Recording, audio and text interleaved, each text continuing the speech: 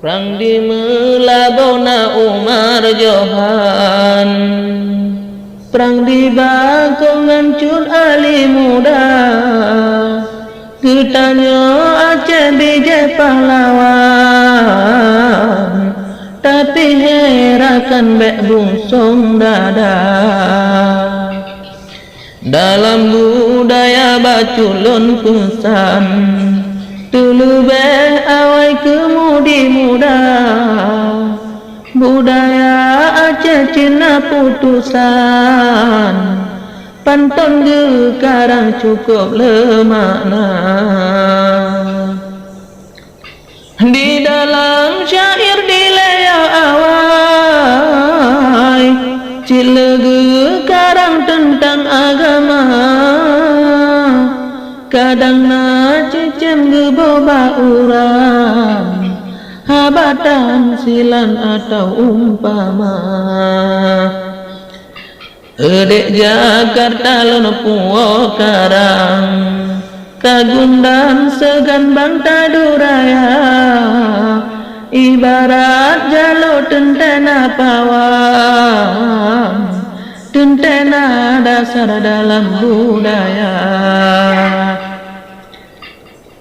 Tetapi bacot yang jelon putrang tentang karangan ade Jakarta, di dalam pantun tabi bayangan, di kamu mengi gambar. Ku soal habaki saya awai, kan ulun simpan peprom lam dada, kan hana bukti yang jelon putrang, lun taket dendam cit yang po atra. Han benge kekah benge kecut bang, hudep jiji nyanyi bahagia, bahlam memori kisah cintanya, supaya tentram yang po calitra. Tapa joranuk gapu betat jai, iklat herakan jut ke penawa, sulit ngenjehutkan sifat abang, menyangkut moral yang tak lon jaga. Buka dengan perutnya tak pisang, menan herakan kun orang Tuhan, di timur cumut doa terbantai, cinta larangan cukup memakna. Hana habana sehat baculan pesan, ke Bandung akan muding muda, adik Jakarta yang talon sayang, beganer akan simpan lam dada.